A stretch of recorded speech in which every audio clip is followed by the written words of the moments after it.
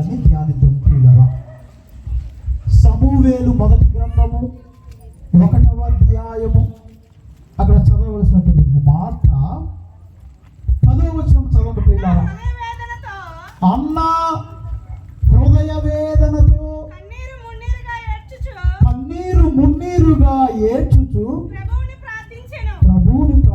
Praise the lord. అందరికి కూర్చొని నాతో చెప్పండి. అన్న హృదయ వేదనతో కన్నీరు మున్నీరుగా ఏడ్చుచు ప్రభువుని ప్రార్థించెను. ఎందుకు ప్రియులారా? ఎల్కానా అనే వ్యక్తికి 2 భార్యలు ఉన్నారు, పెనిన్నా అన్న. అయితే ఈ యొక్క పెనిన్నాకి సంతానం ఉంది, కానీ అన్నకు సంతాన భాగ్యము లేదు. వారు ప్రతి సంవత్సరం ఒక పుణ్యక్షేత్రానికి వెళ్ళేవాళ్ళు. ఆ పుణ్యక్షేత్రంలో ప్రార్థనలు సమర్పించేవారు, బలులు అర్పించేవారు. తరువాత ప్రియులారా, మొదటి భార్య పెనిన్నాకి మరి ఎల్కానా చాలా బాగా ఇచ్చేవాడు బలిలో, కానీ అన్నకు మాత్రం ఒకే ఒక భాగం వచ్చేది. ఎందుకు? ఆమె గొడ్రాలు. తర్వాత మరి ఆ యొక్క పెనిన్నా అన్నాను ఎప్పుడు కూడా ఏం చేసేదంటే, అక్కడ మీరు చదవలసిన వాక్యం 6వ వచనం చదవనమ్మా. ప్రభువు అన్నాకు బిడ్డలను ప్రసాదింపకపోవుటచే సవతి ఆమెను ఎగతాళి చేసి ఏడ్పించుచుండెడిది. Praise the lord. చూసారా పిల్లరా? మరి సంతానం లేకపోవడం వల్ల మరి మొదటి భార్య పెనిన్నా అన్నాను ఎప్పుడు ఎగతాళి చేసింది, ఏడ్పించింది. ఏటంటే ఇట్లే జరుగుచుండేది. వారు 50 మందిరముకు పోయినప్పుడల్లా సవతి అన్నాను ఎత్తి పొడిచెడిది. అందుచే ఆమె చాలా దుఃఖించి అన్నము తినుట మానివేసేది. అప్పుడు ఎల్కానా, అన్నా ఈ ఏడ్పును ఈ దిగులును ఎందుకు? అన్నము మానివేయనేలా? నేను నీకు 10 మంది కుమారుల పెట్టు కాదా అని ఆమెను ఓదార్చెడివాడు. Praise the lord. ఇటువంటి మంచి భర్త అమ్మా. భార్య బాధపడుతుంటే, అమ్మా నువ్వు ఏడవద్దు, నేను నీకు ఎంతమంది పిల్లల కంటే సమానం అన్నాడమ్మా? ఎంతమంది? 10 మంది పిల్లల కంటే నేను నీకు సమానం కాదా? నువ్వు ఏడవద్దమ్మా. ఎంతమంది భర్తలు తమ భార్యని ఈ విధంగా ఓదార్స్తున్నారు? సవతి అయితే ఎగతాళి చేసింది, ఏడ్పించింది, అవమానపరిచింది, కానీ భర్త మాత్రం భార్యని ఓదారుస్తున్నాడు. మనం చూసేదేంటి? ఈ రోజుల్లో చాలా మంది భర్తలు తమ భార్యల్ని అవమానపరుస్తున్నారు ప్రియులారా, బహిరంగంగా అవమానపరుస్తున్నారు. కానీ ఇక్కడ ఈ వ్యక్తి ఎల్కానా మాత్రం, అమ్మా నువ్వు ఏడవద్దు, నేను నీ భర్తనైన నేను నీకు 10 మంది కుమారుల కంటే గొప్పవాడిని కాదా అని అంటున్నాడు. కానీ ఏమేం చేస్తుంది? అన్న దేవుని సన్నిధిలోకి వెళ్ళి అన్న కన్నీరు మున్నీరుగా ఏడ్చి ప్రార్థించింది ప్రియులారా. ప్రార్థన శక్తి నాకు కావాలయ్యా, నీ పరలోక అభిషేకం కావాలయ్యా. ప్రార్థన శక్తి నాకు కావాలయ్యా, నీ పరలోక అభిషేకం కావాలయ్యా.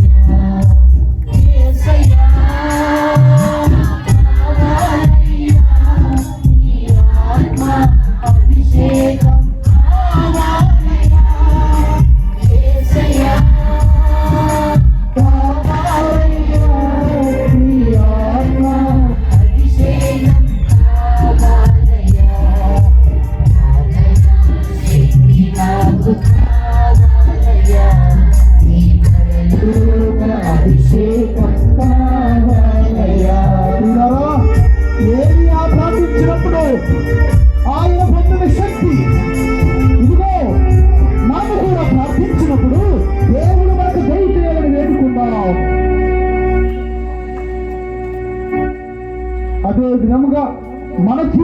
కూడా దేవుడు మనకు ప్రార్థనలో అద్భుతాలు చేయాలని ప్రత్యేక విధంగా వేడుకుందాం ప్రియులారా.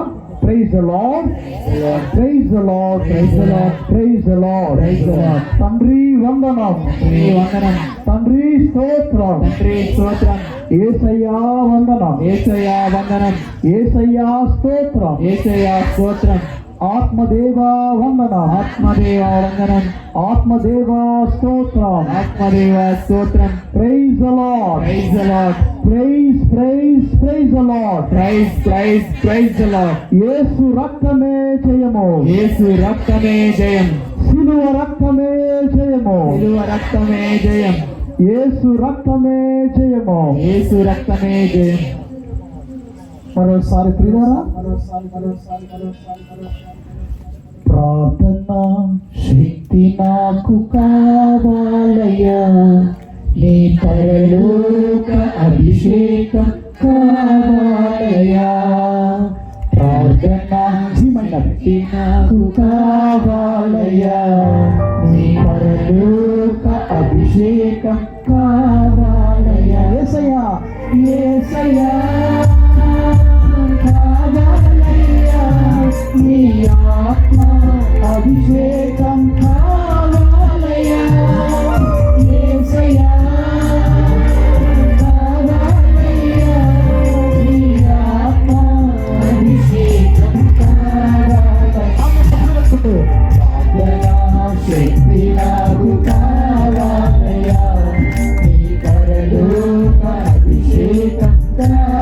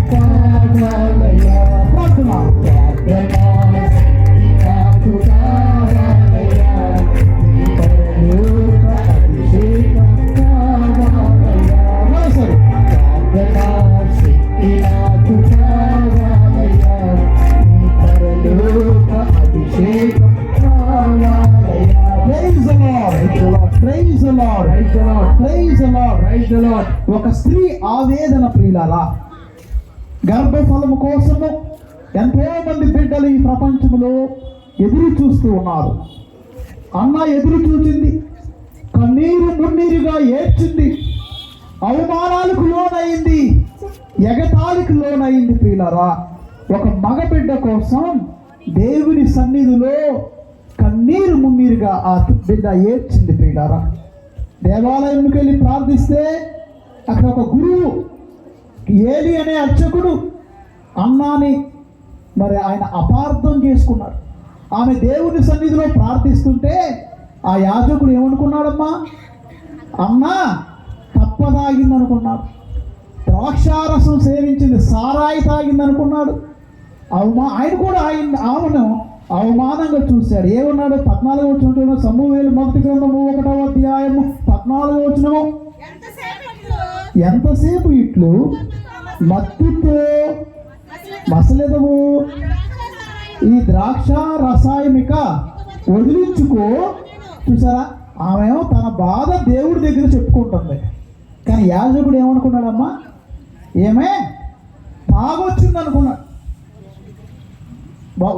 ఒకరి బాధ మరొకరికి అర్థం కాదు ప్రియులారా. బిడ్డలు లేరని ఈ తల్లి బాధపడుతుంటే, దుఃఖపడుతుంటే, దేవుని సన్నిధిలో ప్రార్థిస్తుంటే అక్కడ యాజకుడు ఈమెను చూచి ఈమె తాగుబోతు అనుకున్నాడు, సారాయి తాగిందనుకున్నాడు, తప్పుగా అర్థం చేసుకున్నాడు. కానీ ఈమె ఎంతో ఓర్పుతో ఏమంది, అయ్యా ఇదిగో ఆమె ఏమంది, అందుకు అన్న, అయ్యా నేను తీరని వేదనతో బాధపడుచున్నాను, నువ్వు అనుకున్నట్లు నేను ద్రాక్షారసము కానీ కైపెక్కించు మద్యమును కానీ సేవించలేదు, ఇంతవరకు ప్రభువు ముందు మనస్సు విప్పి మాట్లాడుతున్నానయ్యా. ఈ దాసురాలు పనికి మాలినదని భావింపవద్దు, నేను పనికి మాలిన దానినని భావింపొద్దని ఈ యొక్క అన్న ఆ యొక్క యాజకుడికి మనవి చేస్తుంది ప్రియులారా. అప్పుడు ఆ యాజకుడు ఏమంటున్నాడమ్మా 17వ వచనంలో, అట్లయినా ప్రశాంతముగా పోయిరమ్ము, ఇశ్రాయేలు దేవుడు నీ మనవును ఆలకించునుగాక అని గట్టిగా చెప్పకూడదు. దేవుడు ఇశ్రాయేలు దేవుడు నీ మనవిని ఆలించునుగాక. ప్రియులారా, ఇవన్నీ కూడా ప్రార్థనలో జరిగినాయి ప్రియులారా. నేను కొన్ని దినాల క్రితం ప్రార్థన అనే అంశం మీద ఒక చోట ప్రసంగం చేశాను. దాంట్లో నేనేం చెప్పానంటే, ఒక సెల్ ఫోన్కి రీఛార్జ్ కావాలి. ఏం కావాలమ్మా? రీఛార్జ్ కావాలి. మరి ఒక కారుకి ఏం కావాలి? పెట్రోల్ కావాలి. మొక్కలకి ఏం కావాలి? నీళ్ళు కావాలి. మనకి ప్రార్థన కావాలి, ఆత్మకి. ఈ యొక్క ఫోన్కి రీఛార్జ్ చేయకపోతే, ఛార్జింగ్ పెట్టకపోతే బ్యాటరీ ఏమైపోద్ది? డెడ్. పనిచేస్తుందా? కారుకి పెట్రోల్ అయిపోతే సగం దూరం వెళ్ళి ఆగిపోద్ది. మరి మొక్కలకి అసలు నీళ్ళే పోయిపోతే ఎండిపోద్ది.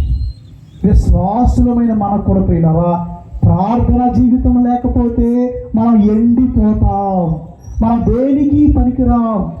ఒక ముసలి నీళ్ళలో ఉంటే బలంగా ఉంటుంది ప్రియులారా, అదే ముసలి నీళ్ళ నుండి బయటకు వచ్చిందనుకో బలహీనపడుతుంది. విశ్వాసులమైన మనము కూడా అదిగో ఆ ప్రార్థనలో ఉంటే దైవ బలాన్ని పొందుకుంటాం, దేవుని శక్తిని పొందుకుంటాం. ప్రార్థన లేకపోతే బలహీనపడతాం ప్రియులారా. ఇక్కడ అన్న ప్రార్థించింది. ఎలా ప్రార్థించింది?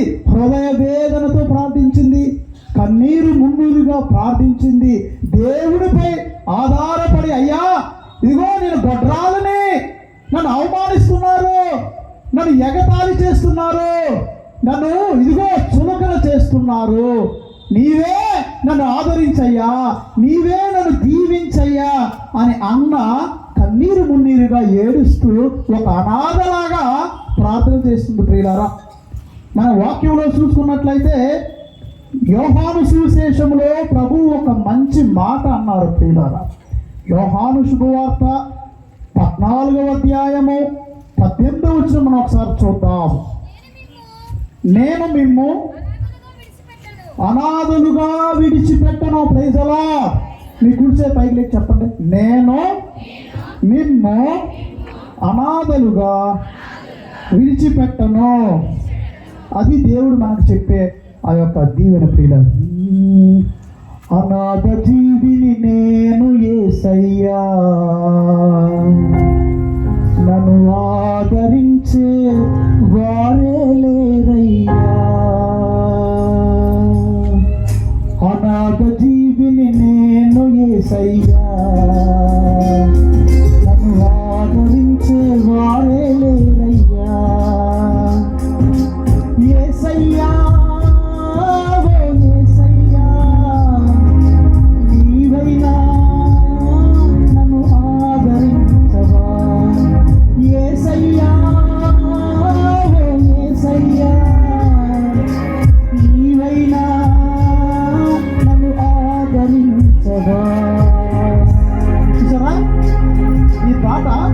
విశ్వపేట అనే ఊర్లో ఒక అమ్మాయికి తల్లిదండ్రులు లేరండి, అనాథగా బతుకుతుంది. గుడికి ఎప్పుడు వచ్చేది. ఆమె ఒకసారి దేవుడి సన్నిధిలో దివ్య సప్రసాదం ముందు మోకరించి తన స్వహస్తాలతో ఈ పాటను రచించింది ప్రియులారా. ఏంటి ఇంకోసారి పాడదాం. అనాథ జీవిని నేను యేసయ్యా, నన్ను ఆదరించే వారే లేరయ్యా. అందరూ పాడండి. అనాథ జీవిని నేను యేసయ్యా, నన్ను ఆదరించే వారే లేరయ్యా. యేసయ్యా యేసయ్యా, నీవైనా నన్ను ఆదరించవా. యేసయ్యా యేసయ్యా, నీవైనా నన్ను ఆదరించవా. కొన్నిసార్లు మన తల్లిదండ్రులు కూడా మనం వదిలివేయచ్చు పిల్లలా. మన కన్న తల్లిదండ్రులు కూడా మనం వదిలివేయచ్చు. అపార్థాలు రావచ్చు, గొడవలు రావచ్చు, యుద్ధాలు రావచ్చు, ఆస్తి గొడవలు, పెళ్ళని, చదువులని అనేక విధాలుగా మనం వదిలేయచ్చు. కానీ ఎవరు వదిలిపెట్టినా నేను నిన్ను వదిలిపెట్టినన్నాడు యేసయ్య. నిన్ను అనాథగా వదిలిపెట్టినన్నాడు. ఆయన వస్తాడు, నిన్ను కాపాడతాడు, నిన్ను రక్షిస్తాడు. నిన్ను అనాథగా వదిలిపెట్టిన ఆ దేవుడు ప్రియులారా.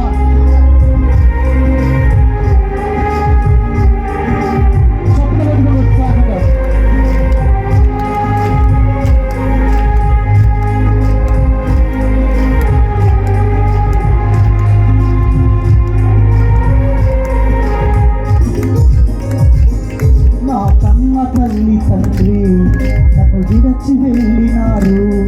ఏ తోడు లేక నేను దరికి చేరినాను. నా కన్న తల్లి తండ్రి నన్ను వదిలిపెట్టినారు. ఏ తోడు లేక నేను నీ దరికి చేరినాను. నా తండ్రి నీ ప్రేమ ఎంత గొప్పదో వర్ణించా నాకు చాలునా. నా తండ్రి నీ ప్రేమ ఎంత గొప్పదో వర్ణించా నాకు చాలునా.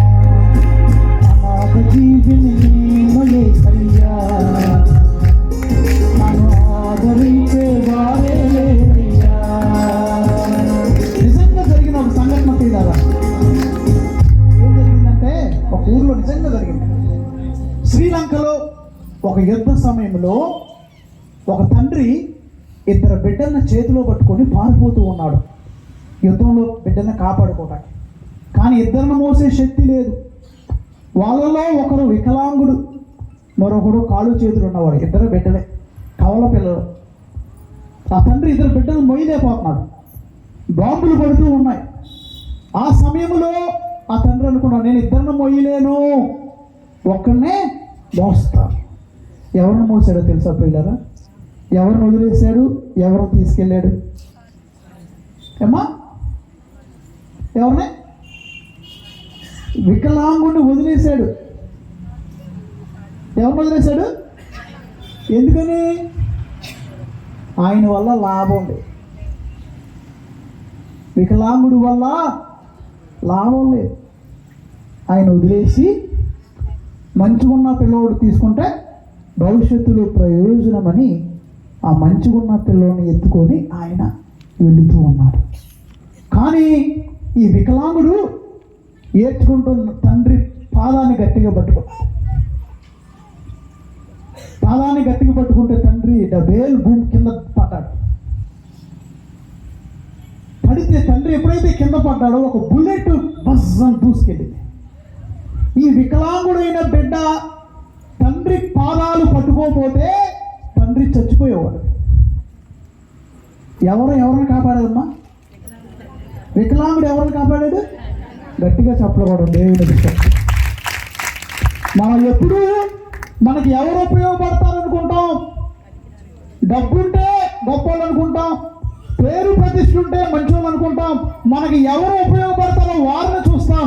దేవుడు అట్టగాలమ్మా. ఈరోజు వాక్యంలో మనం చదివాం. ఏం చదివాం? నేను మిమ్ము అనాథలుగా విడిచిపెట్టను.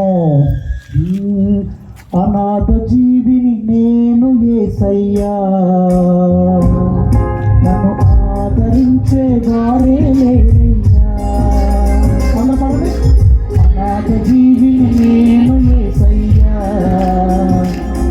నన్ను ఆదరించే వారే లేరయ్యా. యేసయ్యా యేసయ్యా నీవైనా నన్ను ఆదరించగా. యేసయ్యా యేసయ్యా నీవైనా నన్ను ఆదరించగా. అనాథ జీవిని నేను యేసయ్యా, నన్ను ఆదరించే వారే లేరయ్యా. Praise the lord, praise the lord, praise the lord, praise the lord, praise the lord, praise the Lord. ప్రియమైన అన్న పరిస్థితి అంతే. చెప్పే ఏంటి?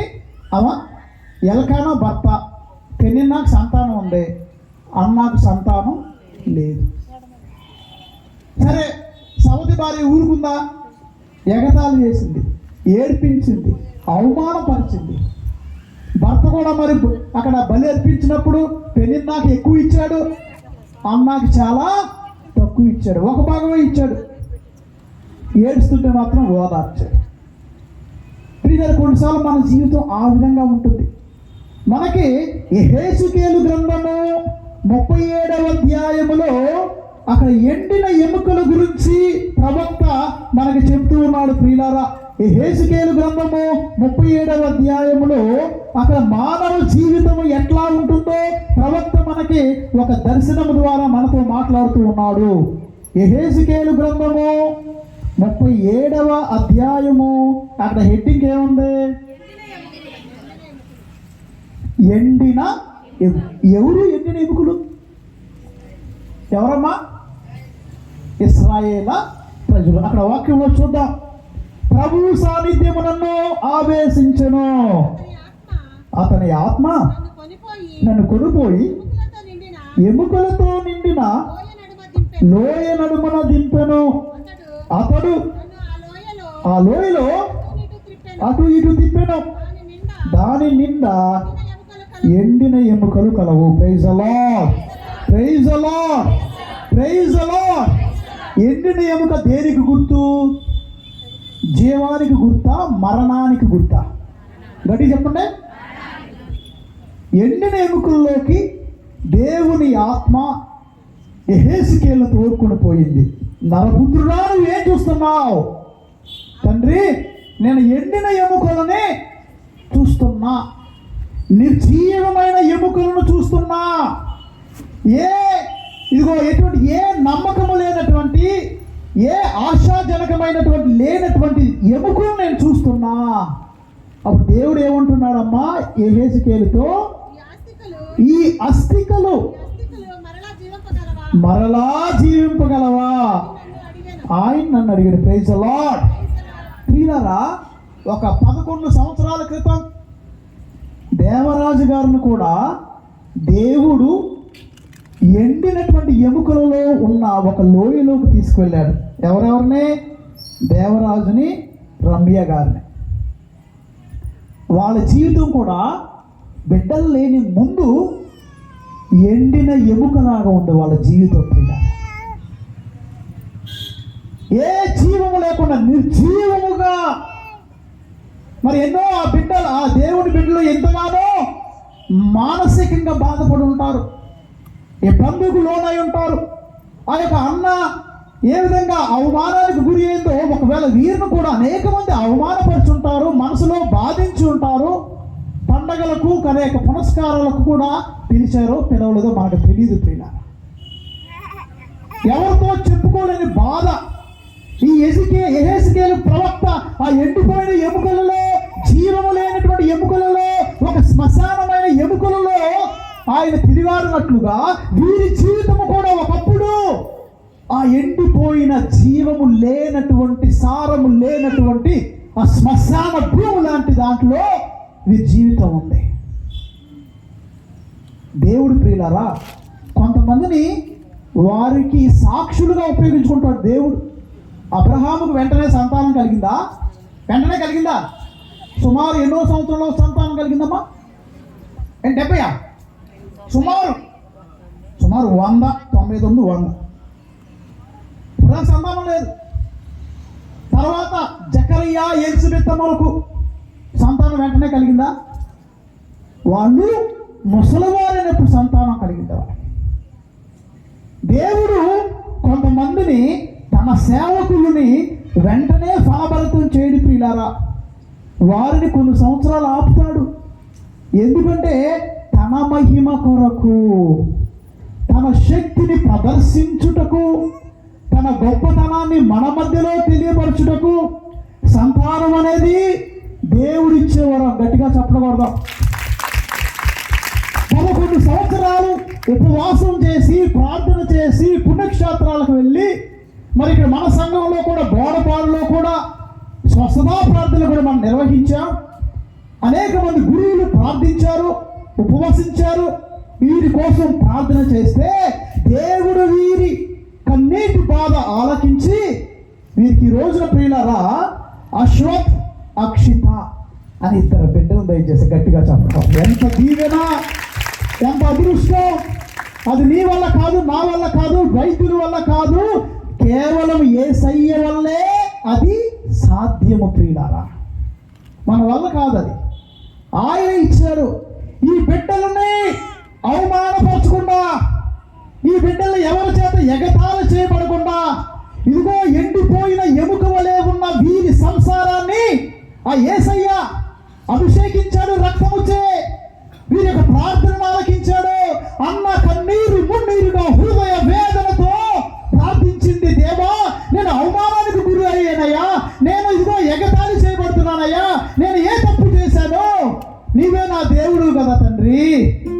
నువ్వు అన్నావు, ఎవరు నిన్ను వదిలిపెట్టినా నేను నిన్ను వదిలిపెట్టినాను అన్నావు కదా తండ్రి. మరి నన్ను వదిలిపెట్టావేంటి యేసయ్యా? ఇదిగో తండ్రి, నేను నిన్ను నమ్ముకున్నాను, నేను నీపై ఆధారపడ్డాను అయ్యా, నన్ను నీ చేతుల్లోకి తీసుకో అని ఈ బిడ్డల ప్రియులారా ఎంతగానో దుఃఖపడ్డారు, వేదనతో ఉన్నారు.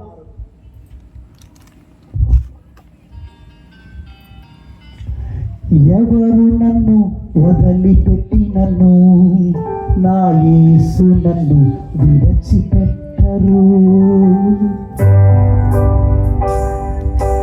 ఎవరు నన్ను వదిలిపెట్టినను, ఆ యేసు నన్ను విడిచిపెట్టరు.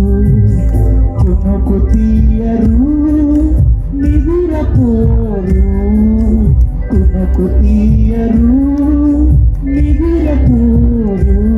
తన రెక్కలతో నన్ను కాచును, తన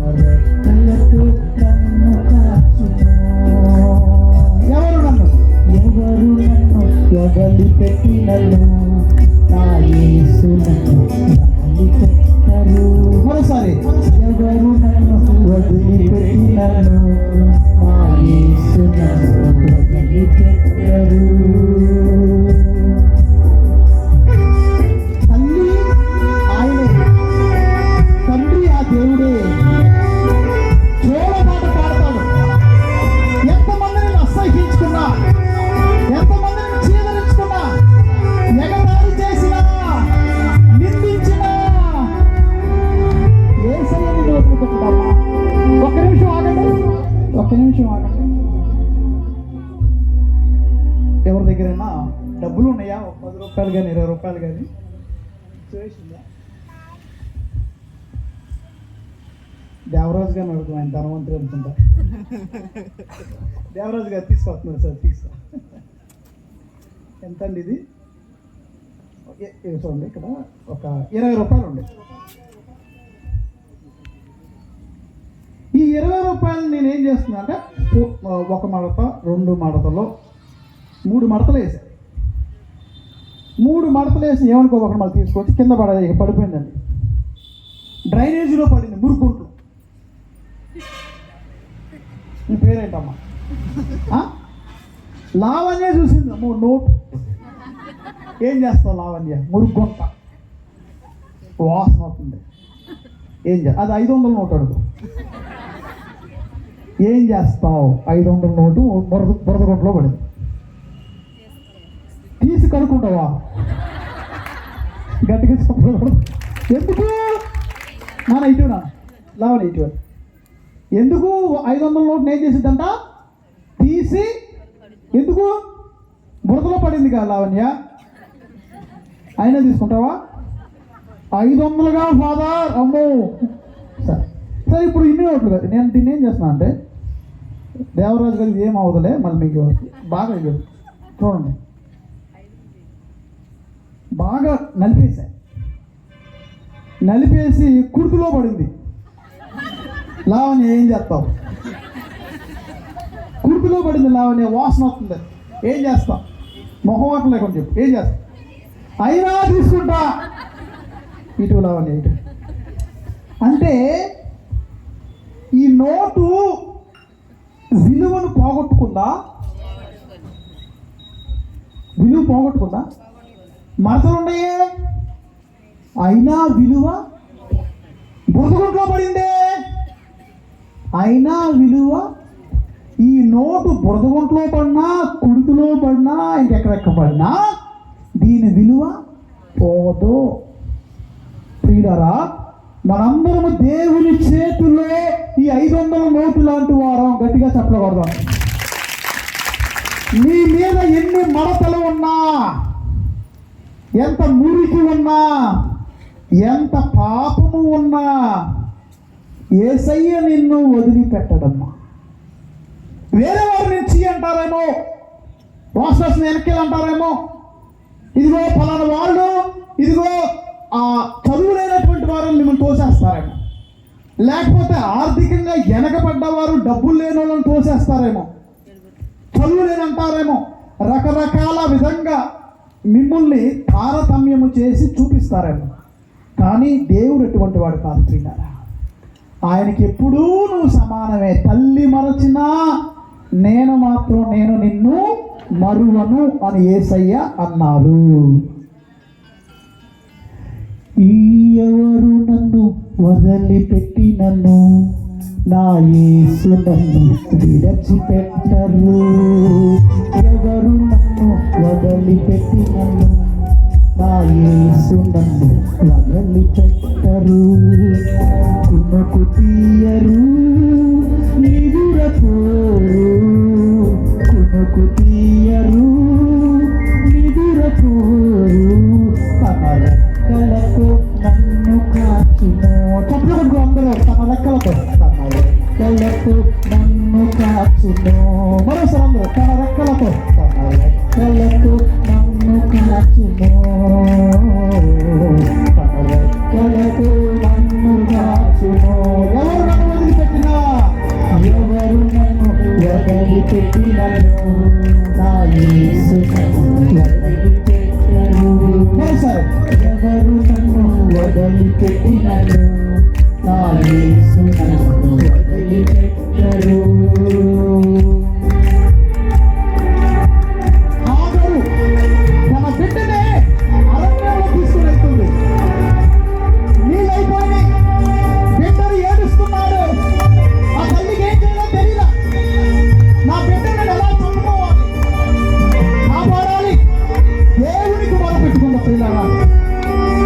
ఆ టైంలో తల్లి ఆయన అయ్యాడు, తండ్రి ఆయన అయ్యాడు. ఆ బిడ్డను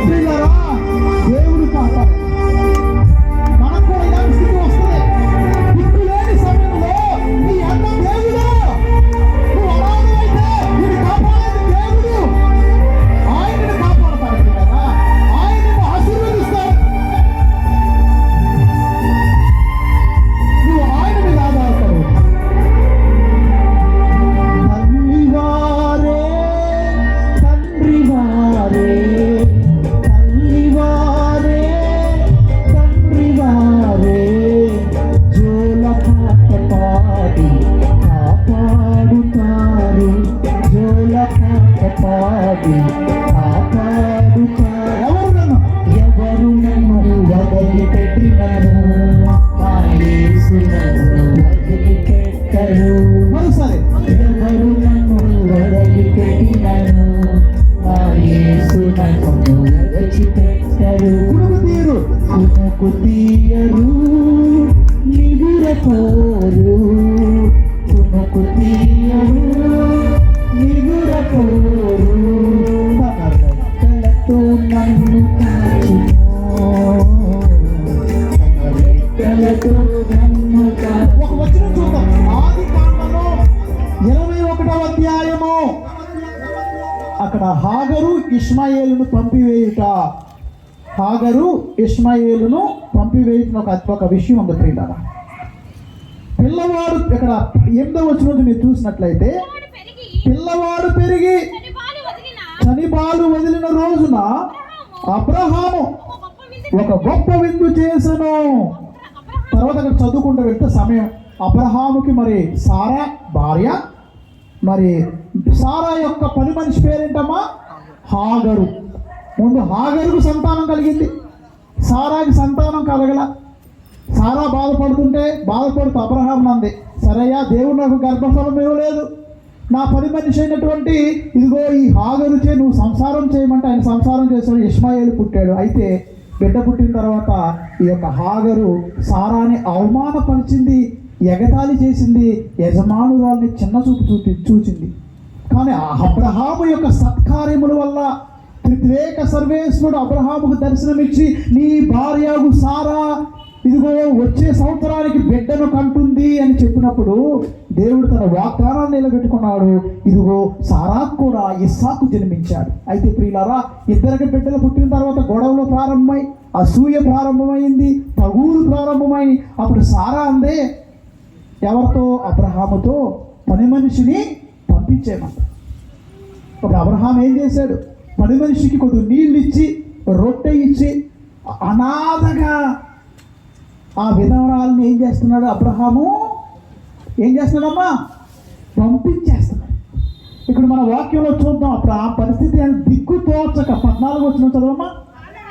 అబ్రహాము తెల్లవారుకు ముందే లేచును, అతడు రొట్టెల మూటను నేల తిత్తిని తెచ్చి హాగారుకి ఇచ్చి కుమారుని ఆమె భుజముల మీద ఉంచి ఆమెను పంపివేసాను. చూసారా, చిన్న బిడ్డనిచ్చి అబ్రహాము తన పని మనిషి అయినటువంటి హాగరుని పంపించేస్తాడు. చిన్నవి ఏమైనా చేస్తారా పని చేస్తున్నాడు. తర్వాత ఏంటి చూడండి,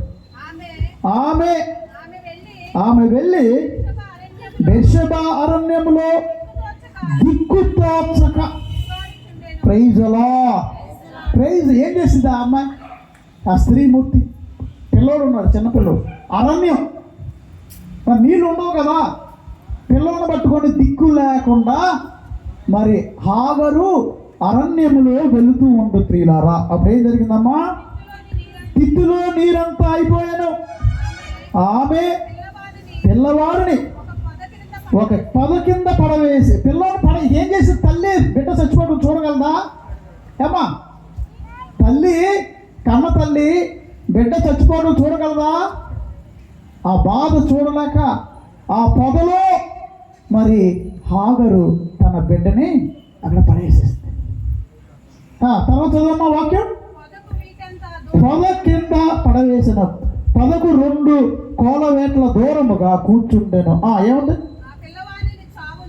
ఈ పసిబిడ్డ చావు నేను ఎట్లా చూసేదను అని అనుకొని ఈ విధముగా ఆమె కొంచెం దూరముగా కూర్చుండి గొంతెత్తి ఏడ్చుచుండెను. Praise the lord. ఎవరు ఏడ్చింది?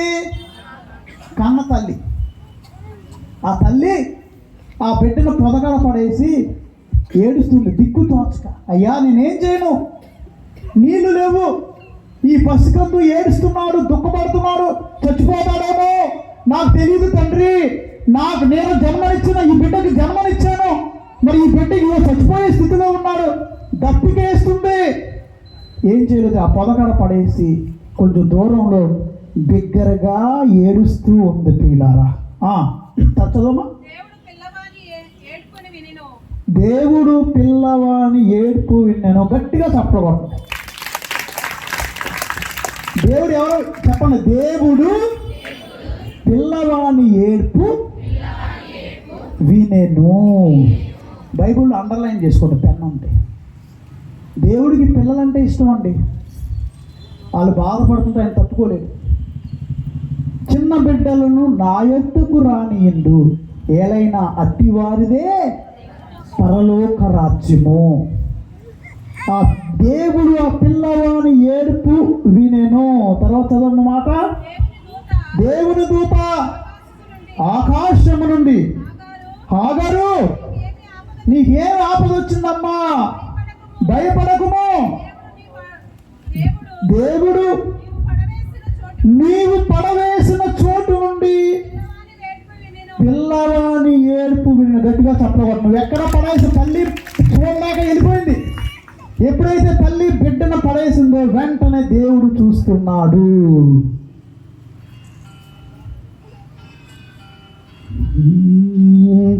నీ భారము, నీ పనుల భారము యేసయ్య మీద మోపుము. నీ భారము, నీ పనుల భారము యేసయ్య మీద మోపుము. అన్న నీ భారము, నీ పనుల భారము యేసయ్య మీద మోపుము.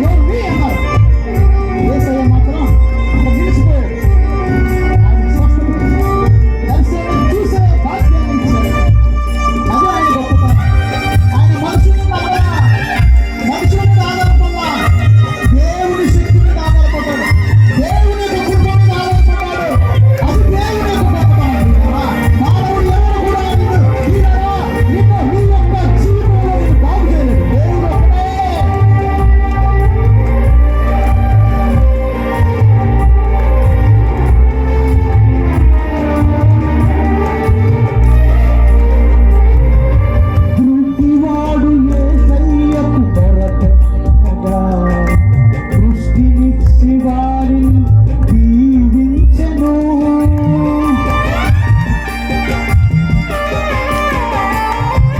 గుడ్డివాడు యేసయ్యకు మొరపెట్టగా దృష్టి వసగి అతనిని దీవించెను, ఆదరించెను, ఆశీర్వదించెను, ఆదరించెను, ఆశీర్వదించెను. నీ భారము నీ పనుల భారము యేసయ్య మీద మోపుము. అవసరము నీ భారము నీ పనుల భారము యేసయ్య మీద మోపుము.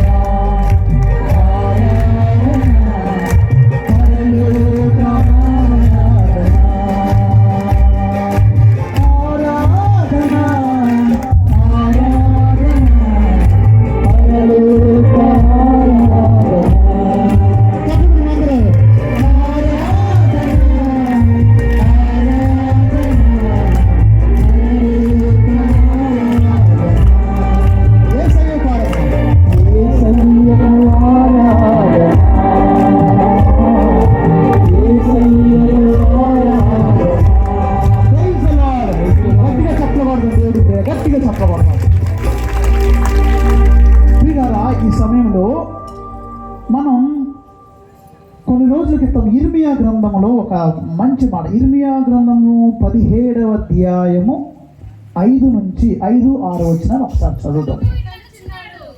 ప్రభువు ఇట్లా నుంచున్నాడు, నన్ను విడనాడి నరుని నమ్మువాడు, నరమాత్రుల మీద ఆధారపడువాడు శాపగ్రస్తుడు. అతడు ఎడారిలో ఎదుగు తుప్ప వంటి వాడు. Praise the lord. చూడండి, దేవుణ్ణి మర్చిపోయి, ఎవరిని మర్చిపోయి? నరుని నమ్మువాడు, నరమాత్రుని మీద ఆధారపడేవాడు ఎవడమ్మా అంటే ఏం చెప్తున్నారమ్మా? వాక్యం ఏం చెప్తుంది? శాపగ్రస్తుడు. అతని జీవితం ఇదిగో ఎడారిలో పెరిగే ఒక ముళ్ళ తుప్పలాగా ఉంటుంది. అతనికి ఎటువంటి ప్రయోజనము కూడా ఉండదు. తర్వాత చదవమా, అతనికి ఎట్టి మేలు కలగదు. తర్వాత ఆ తుప్పు ఎండి ఉన్న మరుభూమిలో పెరగని చౌట పరలో ఎదుగు. తర్వాత మాట అమ్మా, కానీ కానీ ప్రభువును నమ్మి ఆయనపై ఆధారపడేవారిని నేను దీవింతును. గట్టిగా చెప్పగలరు దేవుడికి. సరే, 2 మార్గాలు చూపుతున్నారు. దేవుడు ఏమన్నాడు?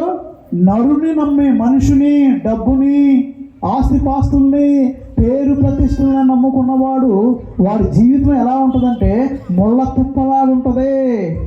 కానీ దేవుని నమ్మి దేవుడి మీద ఆధారపడితే నీ జీవితం ఏటి ఒడ్డున నాటబడిన చెట్టులాగా ఉంటుంది. ఈ రోజుల్లో ప్రియులారా, చాలామంది దేవుణ్ణి నమ్మట్లేదు. దేన్ని నమ్ముతున్నారు? దేవుని నమ్ముతున్నారు. లావణ్య గారు ఈ దేవుని నమ్ముతున్నారండి. మీరు ఏమి నమ్మారు? ఇందాక 500 నోటు నమ్ముకున్నావు కదా.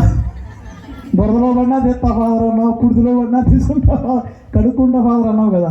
నువ్వే కదా. మనందరం చాలామంది దేవుడికి ఇవ్వాల్సిన స్థానం మనం ఎవరికి ఇస్తున్నాం?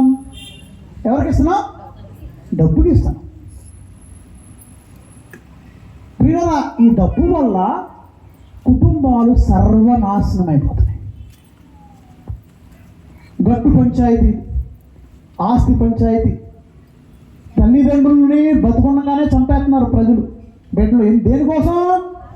డబ్బు కోసం. అన్నా చెల్లెళ్ళు కూడా మీ చూడండి, పేపర్ చదివితే ఇదే. పెద్ద పెద్ద కుటుంబాల్లో కూడా అక్కా చెల్లెళ్ళు కూడా మాట్లాడుకోవట్లేదు. దేనివల్ల? డబ్బు.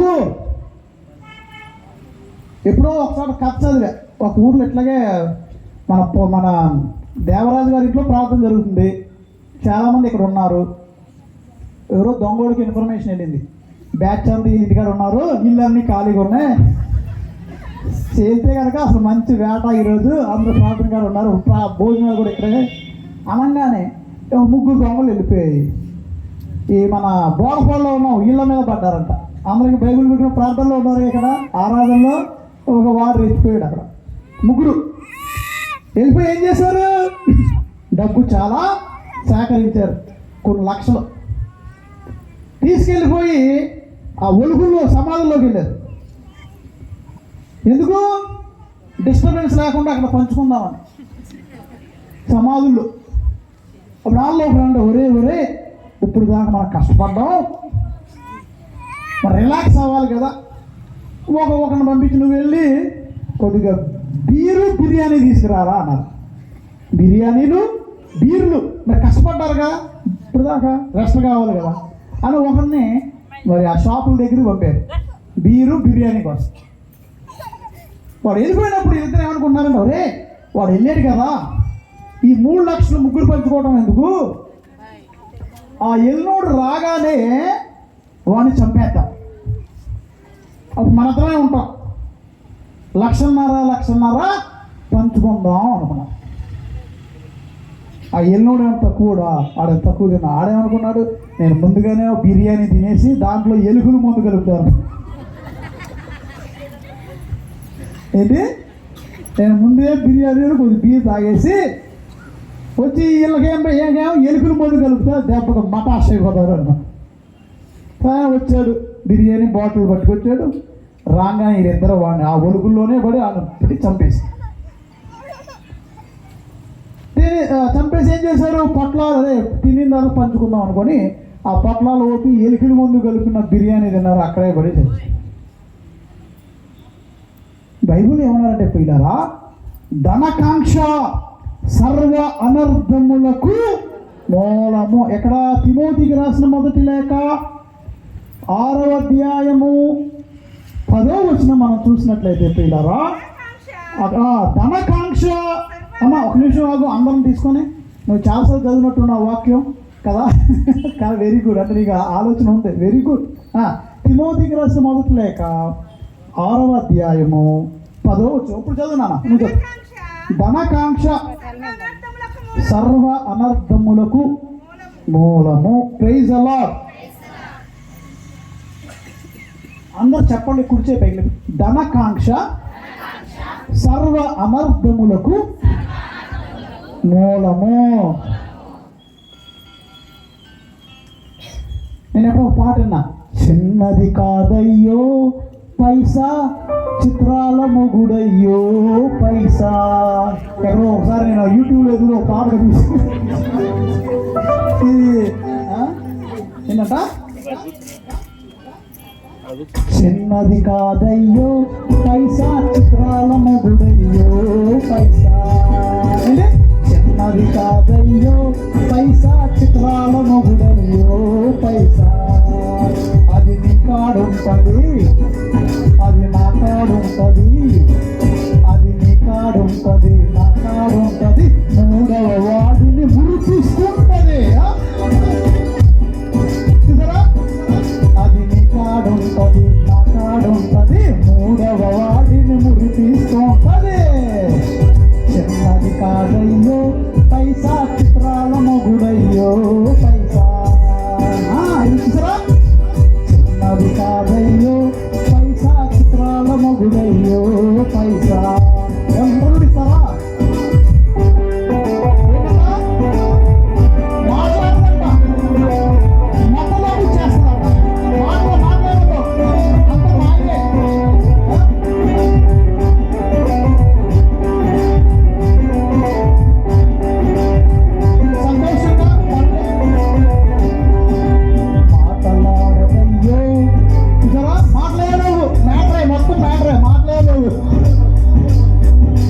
మాటలాడదయ్యో పైసా మతలకు చేస్తదురో పైసా. 500 నోటు కళ్యాణి గారు. మాటలాడదయ్యో పైసా మతలకు చేస్తదురో పైసా.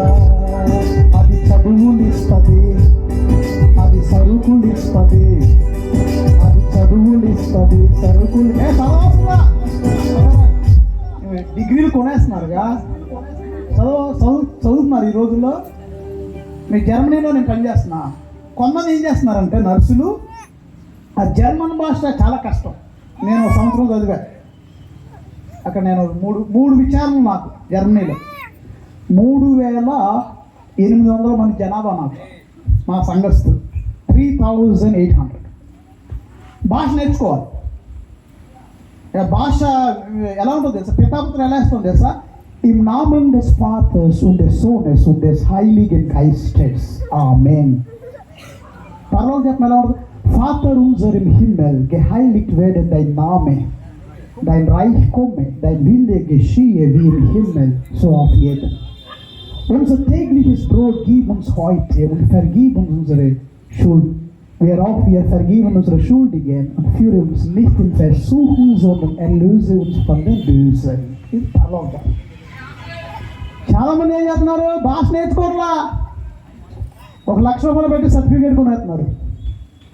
అక్కడికి వస్తున్నారు, 2 నెలల్లో బ్యాగ్ పడుకొని మన ఇండియా వచ్చేస్తున్నారు. భాష రాకుండా ఎవడొస్తా నీకు ఉద్యోగం? అది చదువులు ఇస్తుంది, సరుకులు, తర్వాత ఏమొస్తే పదవులు ఇస్తుంది. అది చదువులు ఇస్తుంది, సరుకులు ఇస్తుంది, వాళ్ళకు వీళ్ళకు పదవులు ఇస్తుంది. ఉద్యోగంలో కొన్నారు అవునా? అది చదువులు ఇస్తుంది, అది సరుకులు ఇస్తుంది, వాళ్ళకు వీళ్ళకు పదవులు ఇస్తుంది. చిన్నది కాదయ్యో పైసా, చిత్రాల మొగుడయ్యో పైసా. చిన్నది కాదయ్యో పైసా, చిత్రాల మొగుడయ్యో పైసా. అది నీ కాడుంటది, అది నా కాడుంటది, అది నీ కాడుంటది, నా కాడుంటది. 3వ వాడిని ముడి తీసుకుంటది. డబ్బు మాయ. ఆ మాయలో పడవద్దు. భార్య భర్తల మధ్య గొడవలు తెచ్చేది డబ్బు. పోల్చుకునేది, ఎగో వాళ్ళకి అది ఉంది మనకు లేదు, వాళ్ళకి టీవీ ఉంది మనకు లేదు, వాళ్ళకి ఏసీ ఉంది మనకు లేదు, నువ్వే మాగోడవయ్యా దేవుడు అంటారా? చీర కొన్నావా ఎప్పుడైనా? నీ మొహానికి మా అమ్మ తెచ్చిన చీరగా. ఏంటి పోల్చుకోవటం? ఆ లెట్ట ఏ లెట్ట, ఆ లెట్ట ఏ లెట్ట. కాబట్టి ప్రియులారా, మనం ఇర్మియా అంటున్నాడు, నరుని నమ్మువాడు శాపగ్రస్తుడు, డబ్బును నమ్ముకున్నవాడు శాపగ్రస్తుడు. మనకు కావాల్సింది అది కాదు. ఆ తిమోతికి రాసిన లేఖలో 6వ వచనం చదవమ్మా. తిమోతికి రాసిన మొదటి లేఖ 6వ అధ్యాయము 6వ వచనం చదవమ్మా. సంతృప్తితో కూడిన దైవభక్తి గొప్ప లాభసాధకమైనది. Praise the Lord. ఏంటంటమ్మా? తృప్తి. సంతృప్తితో కూడిన దైవభక్తి చాలా లాభసాధకమైనది. అక్కడ తర్వాత చెప్తాడు తిమోతి, ఏం చెప్తాడమ్మా? మనము ఈ లోకములోనికి వచ్చినప్పుడు మన వెంట ఏమి తీసుకొని రాలేదు. మనము ఈ లోకము నుండి తిరిగి వెళ్ళిపోయినప్పుడు మన వెంట ఏమి వచ్చేటప్పుడు ఏమి తీసుకురాలా, వెళ్ళేటప్పుడు కూడా ఏమి తీసుకొని వెళ్ళాం. కనుక మనకు అన్న వస్త్రములు లభించిన సంతృప్తి పొందుదుము, కానీ ధనకాంక్ష కలవారు శోధనకు గురి అయి ఆ ప్రాణము శిథిలము చేసేస్తుందమ్మా. తర్వాత చదువు. కొంతమంది మూర్ఖమగు వాంఛలయందు చిక్కుకుందరు. డబ్బు వల్ల మోజుపడి, డబ్బు మీద ఆశపడి. అది కాదు, చూడు ఎంత బాగా చెప్తారు. ఈ లోకంలోకి వచ్చినప్పుడు ఏం తెచ్చావమ్మా? ఏమి తేలేదు. వెళ్ళేటప్పుడు కూడా ఏమీ తీసుకురాలేదు. ఒకప్పుడు నేను ఎక్కడో చెప్పా, మీరు వినే ఉంటారు, అలెగ్జాండర్ చక్రవర్తి గురించి. ఆయన ధ్యాస అంతా డబ్బే. యుద్ధం చేశాడు, యుద్ధాలు యుద్ధాలు యుద్ధాలు. ఎప్పుడు దాకా యుద్ధం చేసి గుండుపోటు వచ్చేదాకా యుద్ధం చేశాడు. కళ్యాణి గారు విన్నారా? లావణ్య గారు గుండుపోటు వచ్చేదాకా యుద్ధం చేశారు. చివరికి చచ్చిపోయే టైం వచ్చేసి రాజుని మంత్రిని పిలిచాడు. మంత్రి మంత్రి చెప్పండి రాజుగారు, నాకు 3 కోరికలు ఉన్నాయా, నేను చచ్చిపోయిన తర్వాత నెరవేరుస్తావా? చెప్పండి రాజుగారు, మీరు చెప్తే ఎందుకు చేయమండి? పెన్న పేపర్ తెచ్చుకున్నారు, చెప్పండి రాజుగారు నెంబర్ 1 ఏం రాయమంటారు? చెప్పండి, ఏం చేయమంటారు? ఇదిగో మంత్రి, నేను చచ్చిపోయిన తర్వాత నా శవాన్ని ఎవరు పోయాలి? అమ్మా మామూలుగా మీరేం కోరుకుంటారు? అమ్మ పేరేంటమ్మా? అర్చన గారు. అది మామూలుగా అంటే మామూలు మళ్ళీ మీరు ఒక 100 సంవత్సరాలు కాదు, మీరు ఒక 100 సంవత్సరాల తర్వాత సార్ 150 సంవత్సరాలు వచ్చిన తర్వాత అనుకోండి, మన 150 సంవత్సరాలు వచ్చిన తర్వాత మీరు చనిపోయారు అనుకోండి, తండ్రి దగ్గరికి వెళ్ళబోదు. మీ శవాన్ని ఎవరు మొయ్యాలని కోరుకుంటారు? కొడుకులు మొయ్యాలని ధర్మం ప్రకారం అంతే కదా, ఎవరైనా కొడుకులే మొయ్యాలనుకుంటారు. కానీ అలెగ్జాండర్ చక్రవర్తి అన్నాడు, నేను చచ్చిపోయిన తర్వాత నా శవాన్ని వైద్యులు మొయ్యాలి అన్నాడు. Praise the lord. ఎవరు మొయ్యాలి? డాక్టర్లు మొయ్యాలి. మంత్రి రాజుగారిని మీకు మెంటలు ఇచ్చింది అండి, ఇదే డాక్టర్లు మొయ్యటం ఏంటి? ఇంజక్షన్ ఏదో చేయమంటే చేస్తారు, టాబ్లెట్లు ఏమంటారు, సవాలు ఆకెక్కడ టైం ఉందో ఆయన వాళ్ళు మొయ్యటం ఏంటండి విడ్డూరంగా సవాలు. అప్పుడు రాజుగారు అన్నారు, అయ్యా ఇప్పుడు దాకా నేను అనుకున్నాను డబ్బు పడేస్తే డాక్టర్లు క్యూలో కట్టి నాకు వైద్యం చేస్తారనుకున్నా, నా ప్రాణము వైద్యుల చేతుల్లో లేదు. నా ప్రాణం వైద్యుడు ఒక పనిముట్లు అంటాడు, ప్రాణం ఎవరి చేతిలో ఉందమ్మా? గట్టిగా చెప్పకూడదు. ప్రాణము దేవుని చేతిలో ఉంది. కాబట్టి ఈ సత్యం అందరికీ తెలియాలని ఆయన ఉన్నాడు చక్రవర్తి. నా శవాన్ని వైద్యులు మోసుకెళ్తే జనాలు అయ్యో స్టెతస్కోప్ పెట్టుకుని డాక్టర్ల సవాలు మోస్తుంటే వీళ్ళ చేతిలో పని కాదురా బాబు, ఇది ఎవరి చేతిలో పని? దేవుడి చేతిలో పనిని వాళ్ళకి తెలియాలన్నాడు. సరే రాజుగారు, రెండో కోరిక ఏంటండి అని బిక్కమోహంతో మంత్రి అడిగాడు. ఇగో మంత్రి, నేను చచ్చిపోయిన తర్వాత నా శవం మీద నేను సంపాదించిన వజ్రాలు, బంగారం, తర్వాత డబ్బంతా నా శవం మీద విసిరి జనాలందరూ అక్కడ తొక్కుకుంటూ వెళ్ళాలి. అమ్మా రాజుగారు, గుడ్డుపోటు వచ్చింది, ఈటి కోసం కదా యుద్ధాలు చేసింది, రెస్ట్ పోలేక నువ్వు యుద్ధం చేసావు, ఇప్పుడు డబ్బు సంపాదించి దాన్ని కింద శవాల మీద ఏమంటా మెంటల కింద డాక్టర్ రాజుగారు అంటే, మంత్రి నేను అనుకున్నాను డబ్బే సర్వస్వం అనుకున్నాను. ఈ డబ్బు కోసం ఇప్పుడు నాకు పాకులాడే. ఇప్పుడు నాకు అర్థమైంది, ఈ డబ్బు ఒక మన చేతిలో సేవకురాలు, యజమానురాలు కాదు డబ్బు. అవునమ్మా, మన చేతిలో పనికి ఉపయోగపడాలి. అన్నం భోజనం బియ్యం కొనుక్కోవడానికి ఉపయోగపడాలి, టికెట్ బస్సులో ఎట్టా ఉపయోగపడాలి. అంతేగాని దండం పెట్టుకోవడానికి కాదు డబ్బు. కొంతమంది పావుల బండి అమ్మో తీసుకుని గబగా కళ్ళకి అద్దేస్తుంటావు, నాయన ఆ సప్రసాదం బండి లెక్క చేయలేము. ఏదో పావులా పట్టట్లేదు అంటారు. ఇప్పుడు ఎవరో చెప్పారు, నాకు తెలియదు కదా. అవునా, గనగలాడిపోయి ఏదో అయిపోయి భూకంపం వచ్చినట్టు, లేకపోతే ఎవరు లాగేసుకుంటారేమో, గబగబ వెళ్ళిపోయి చుట్టుతాయి, కళ్ళ ఓడిచేస్తుంటారు. అది దేవుడు కాదు, డబ్బు సేవకురాలు. Money is a servant, not a master. మనకి అధికారి కాదు డబ్బు, మన చేతిలో పని మనిషి డబ్బు. ఆ డబ్బు వాడుకుంటాం అవసరాలు పాప, అంతేగాని నెత్తి మీద పెట్టుకోము. కొంతమంది పూజలు కూడా చేస్తారుగా, సాంబ్రాలు ఎత్తా ఉంటారు డబ్బుకి. దేవుడి పట్టానికి వేయకూడదు. మరి తల్లి కూడా పెట్టకూడదు. మన విగ్రహారాధన మన పొరపాటు అయితే డబ్బుకు మాత్రం దండం పెడతారు, సాకిలు పెడమన్నా పడతారు, క్యాచ్ పడతారు పావులా పడకుండా కింద. అంత ఇంపార్టెన్స్ ఇస్తాం. కానీ అప్పుడు అన్నాడు చక్రవర్తి అన్నాడు, ఇప్పుడు దాకా నేను పిచ్చ పని చేశాను, అది పడేసాను. జనాలమ్మ తొక్కుకోను, ఇప్పుడు దాకా దండం పెట్టాను, ఇప్పుడు వచ్చి పడాయి. ఏం చేసుకోను? చచ్చిపోయే ముందు ఎవడో అనుకున్నాడంట, ఓ బాబు చచ్చిపోయే ముందు పైన ఎలా ఉంటుందో తెలియదు, డబ్బులేమో తీసుకెళ్ళనీరని ఒక పొన్ను ఓడగొట్టుకొని బంగారం పొన్ను పెట్టించుకున్నాడంట, పైన ఉపయోగపడుతుంది. అది చచ్చిపోయే ముందు నోరు ఇలా తెలుసుకొని చచ్చిపోయాడట. పొడుగు బంగారం పొన్ను తలలా మెరుతుంది. మరి సమాజ దేశంలో ఊరుకుంటారా? అందరూ అనిపించి ఒక సుత్తి తీసుకుని డబ్బేలు కొట్టారట, జైలులో ఎదుగునండి సమాజం. నువ్వు ఎన్ని తీసుకెళ్ళాలన్నా ఎవడు నిన్ను తీసుకెళ్ళ. సరే రాజుగారు, సరేనండి, మూడో కోరిక ఏంటండి? నేను చచ్చిపోయిన తర్వాత పెట్టులో పెడతారు కదా, రెండు చేతులు పైకి లేకుండా అమ్మా రాజుగారు దేవుడు కూడా భయపడుతుంది నేను చేయను అన్నది. ఇదే పెట్టుకో చేతులు ఎముకల్లో ఇట్లా చచ్చిపోయిన చేతులు పైగా పెడతాం చొత్తగా భయం వేస్తుంది. నేను చచ్చిపోయిన తర్వాత నాకు రెండు కాళ్ళు ఈ చేతులు పైకి లేపి చూపాడు. ఎందుకంటే మంత్రి ఖాళీ చేతులతో ఈ లోకానికి వచ్చా, ఖాళీ చేతులతో తిరిగి వెళ్ళిపోతాం. మీ అందరికీ తెలిసే ఉంటుంది.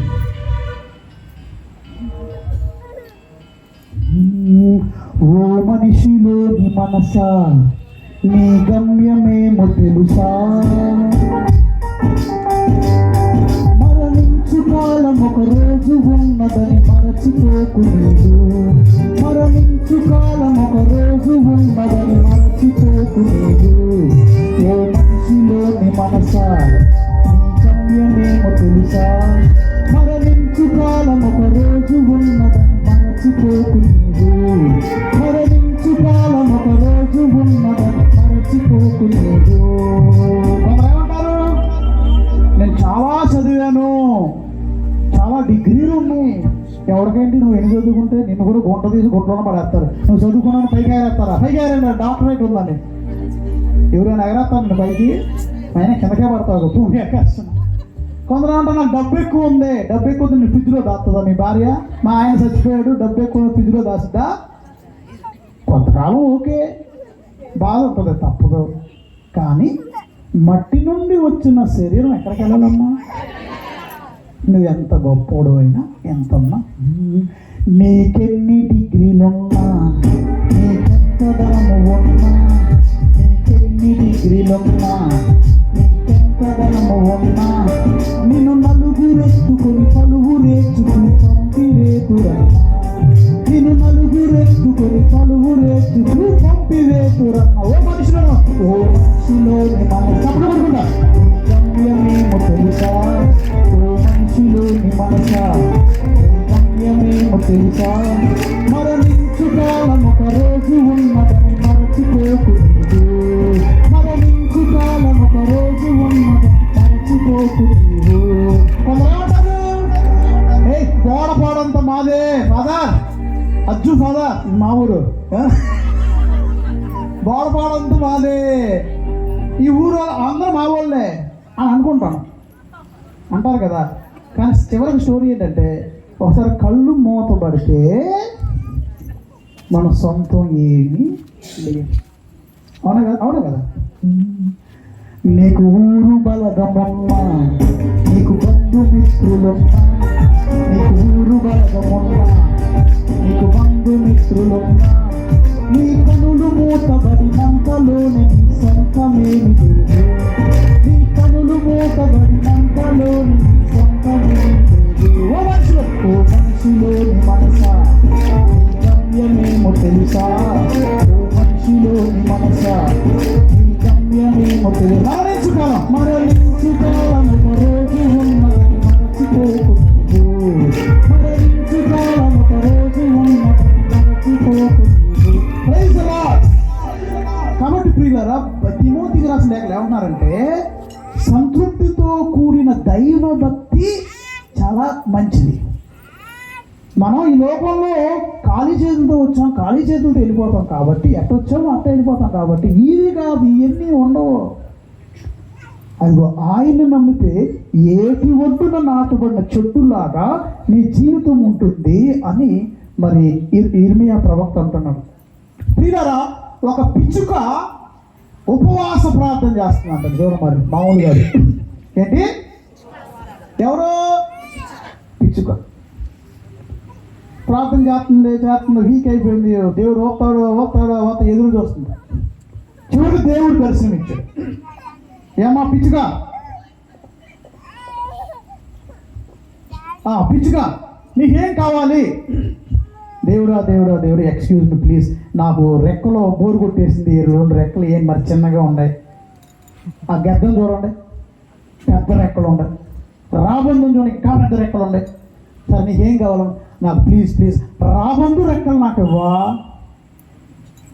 ఏంటమ్మా నీ పిచ్చి ఎక్కింది, నీ బాడీ ఎంత ఉంది, చిన్నదాని పిచ్చిగా నాకు రాబందు రెక్కలు ఎట్టేస్తాం, ఏదో రెండు గోడల మధ్య ఇలా. లేదు లేదు ప్లీజ్ నేను ట్రై చేస్తా, I will try, don't worry please God నాకు ఇవ్వండి. వద్దమ్మా ఇవ్వండి ఇవ్వండి ఇవ్వండి. సరే నీ చావు నువ్వు చావు, దేవుడు ఓకే. ఈ పిచ్చికి ఎంత ఉంది, రాబందు రెక్కలు వచ్చింది ఎంత ఉంది బాడీ. ఎగురుదాం ఎట్లా కంటే కానీ ఇది నొప్పి వస్తుంది, ఇది నొప్పి వస్తుంది.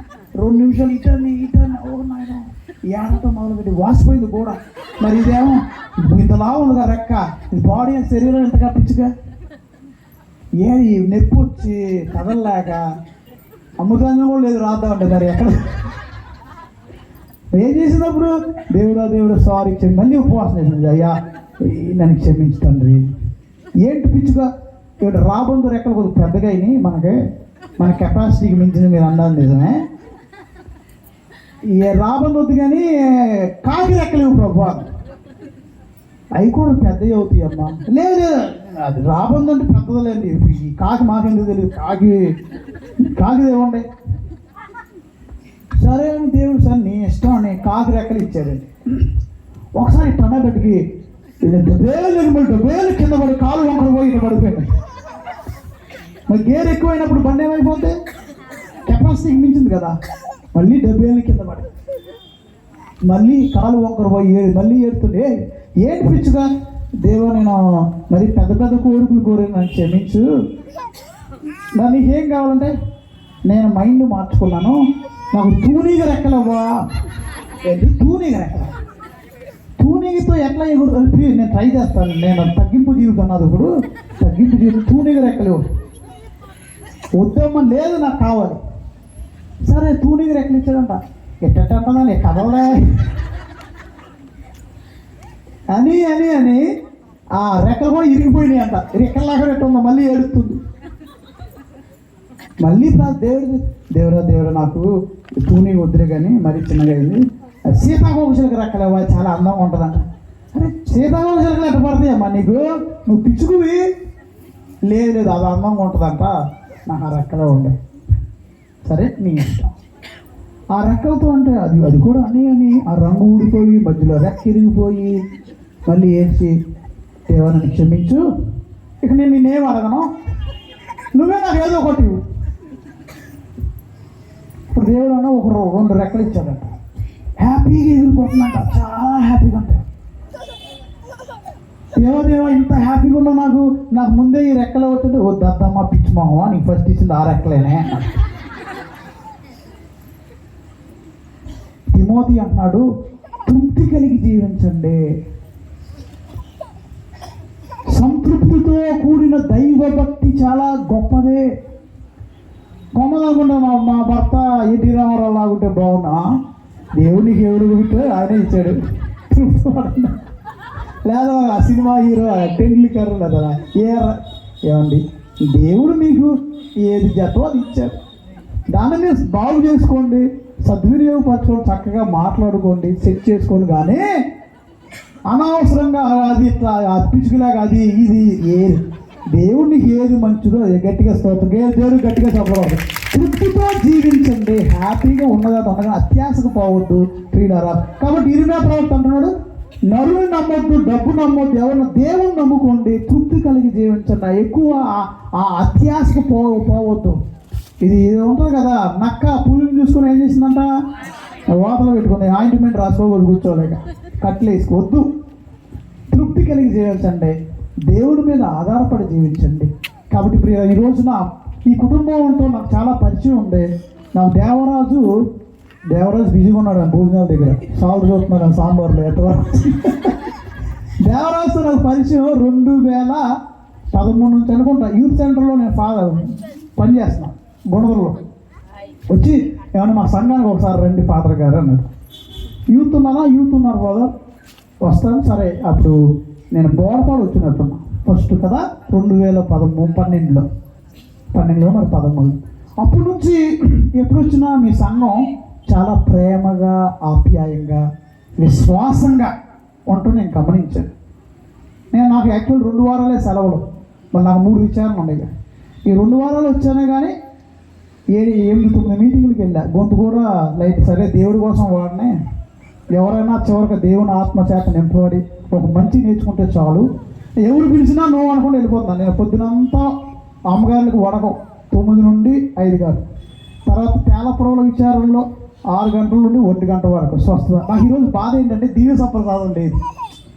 మనకి సప్రసాదం ఉంటే ఆ స్వస్థత ప్రార్థనలో బలం వస్తుంది. వాక్య పరిచర్య ఒకటే ఉందనుకో, ఒకలాంటి వెలుతు లైట్గా పూజకి. ఇప్పుడు ఎమ్మావు ప్రదేశంలో శిష్యులు యేసు ప్రభువుతో వెళ్ళారు కదా, 3 గంటలు మాట్లాడారు.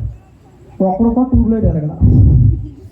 ఎప్పుడైతే ప్రభు అప్పాన్ని తీసుకున్నారో, విరిచారో, శిష్యులకి ఇచ్చారో, అప్పుడు వాళ్ళ కళ్ళల్లో ప్రియులారా అదిగో ఆ వారి యొక్క మనోనేత్రాలు తెరవబడినాయి. సప్రసాదానికి ఆ పవర్ ఉంటుంది.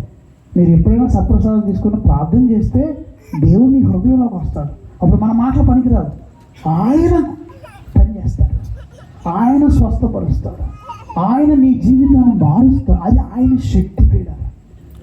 సో ప్రియులారా, ఇప్పుడు మనం ఏం చేద్దామంటే ఈరోజు నేను అందుకనే మన దేవరాజు గారు పిలవగానే సరే బాబు 26 నేను వస్తాను అని చెప్పి ఇక్కడ మీతో ఈ కొద్ది సమయం వాక్యాన్ని పంచుకోవటం, దేవుడికి వందనాలు చెప్పాలని వచ్చాను. మరి దేవుడు నిజంగా ఈ కుటుంబంలో ప్రియులారా అద్భుతం చేశాడు. మరి 11 సంవత్సరాల సంతానం లేదు, కానీ వీళ్ళు ఎంతగానో దేవుణ్ణి నమ్ముకున్నారు. అనేక పుణ్యక్షేత్రాలకు వెళ్ళారు, ప్రార్థన కూడా చేశాక 2018-19 నేను ఇక్కడ వచ్చి ఒకసారి ఉపవాస ప్రార్థన కూడా నిర్వహించాను. వాళ్ళ విశ్వాసం ఏంటంటే దేవుడు ఆ స్వప్రసాద ఆరాధనలో వాళ్ళకి ప్రభు మరి దర్శనమిచ్చి వాళ్ళకి ఈ యొక్క స్వస్థతను దయచేసి. ప్రియులారా, ఈ సమయంలో మనందరం లేచి నిలబడి ఒకసారి పరిశుద్ధాత్మ సర్వేశ్వరుని మన మధ్యలోకి ఆహ్వానించుకుందాం. అందరూ